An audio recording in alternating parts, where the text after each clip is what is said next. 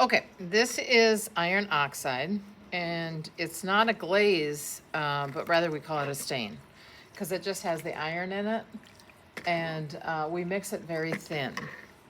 We put it on sculptures and wipe it off. So what it does is it creates dark areas on the recesses, and then we kind of wipe some of it off so that it shows our sculpture. And it's a real nice finish for sculpture because it shows gives more of a three-dimensional quality to the sculpture, and it doesn't look so flat. So what we'll be doing with our mini heads is we'll be taking a brush and just kind of brush it on sloppily. You want to get it into all those low areas, the recesses, and then we're going to be wiping some off. So I am going to finish doing this now, and then I'll show you how to wipe it off.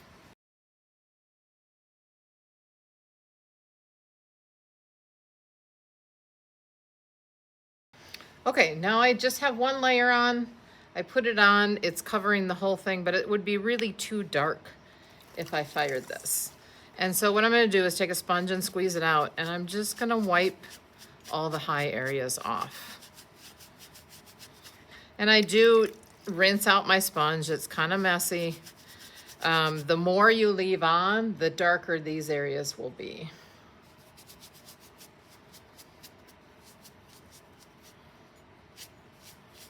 So you can see that, you know, the higher areas are going to be lighter or kind of a lighter brown, and then the darker areas will be dark. A little like staining wood, where the stain goes into the grain of the wood. So I'll finish this now and then show you what it looks like.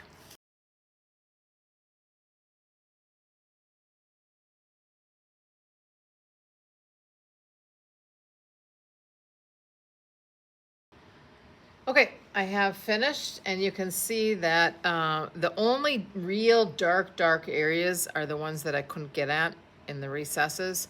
If I left it all on there, it would look like a burnt cookie. Just all really dark.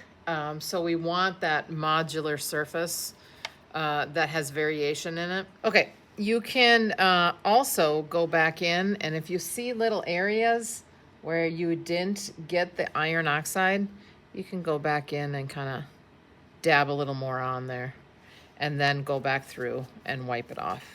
Once it's all covered and you wipe it off, it'll be fine. But you want to make sure that you have all those little areas covered with the iron.